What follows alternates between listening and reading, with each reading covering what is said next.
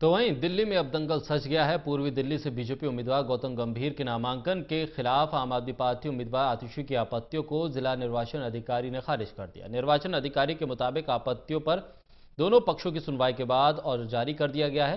पूरे मामले पर पूर्वी दिल्ली के जिला निर्वाचन अधिकारी के महेश से बात की हमारे संवाददाता विश्वजीत झा ने। पूर्वी दिल्ली से बीजेपी उम्मीदवार गौतम गंभीर के नॉमिनेशन में कुछ आपत्तियां थी। आम आदमी पार्टी के उम्मीदवार की ओर से आपत्ति की गई थी, लेकिन चुनाव आयोग की ओर से उसे खारिज किया गया। हमारे साथ पूर्वी दिल्ली के आरओ हैं के महेश जी। सर, क्या आपत्ति थी और किस बिना पर उसको खारिज किया गया है? आपत्ति हमारे जब आज हमारा आपको पता है, आज हमारा स्क्रूटनी था, 11 बजे शुरू हुआ। 52 कैंडिडेट्स जो उन्होंने फाइल किया उनका स्क्रूटनी था।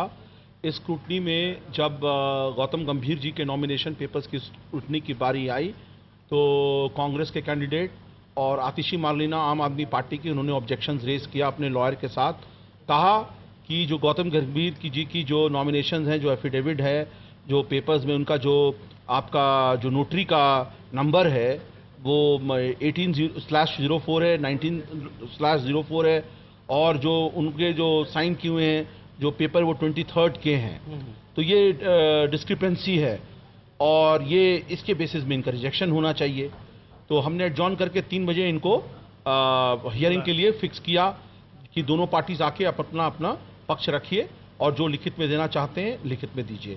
तो उन्होंने उनको हियरिंग किया, उनसे लिखित में हमने लिया। फिर बाद में मैंने अभी ऑर्डर 5 बजे अपना ऑर्डर दिया है। ऑर्डर दोनों पक्ष का जो सबमिशंस है उसको देखा।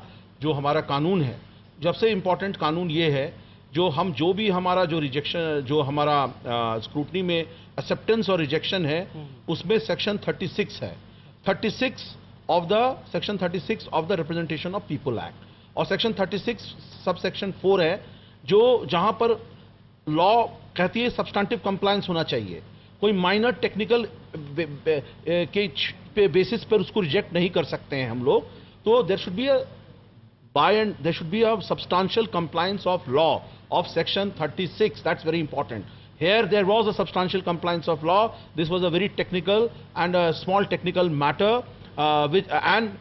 Number 2, as per the returning officer's handbook, as per para 6, there is also a clause which says that even if the information given in the affidavit is incorrect, wrong, you have to accept them.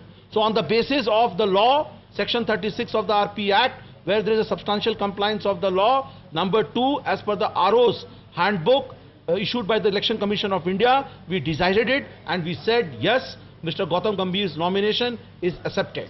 Sir, and the objections rejected and overruled. Thank you. Sir, आज scrutiny भी की थी आपने, कितने लोग जो nomination किए हैं वो बचे हैं अब? हमारा जो स्क्रूटनी किए, हमारे कैंडिडेट्स 52 थे, उसमें से हम लोग ने अभी 27 कैंडिडेट हम लोग का आज नॉमिनेटिंग कैंडिडेट्स हैं, नॉमिनेटेड कैंडिडेट्स। कंटेस्टिंग होगा जब हमारा 26 को विड्रॉल का फाइनल होगा। List of nominating candidates are now 27 in east parliamentary constituency. From 52 we have come down to 27। So yes, कुल मिलाकर 25 रिजेक्ट हुए हैं, 3 ने नाम वापस लिए हैं और 27 जो नॉमिनेशन है वो सही पाए गए हैं। अब देखना होगा कि नॉमिनेशन वापस लेने की तारीख खत्म होने के बाद कितने लोग मैदान में बचते हैं। फिलहाल गौतम गंभीर को लेकर जो आपत्तियां थी वो चुनाव आयोग से खारिज कर दी गई है। दिल्ली से कैमरा पर्सन संदीप नामुंडा के साथ मैं विश्वजीत झा,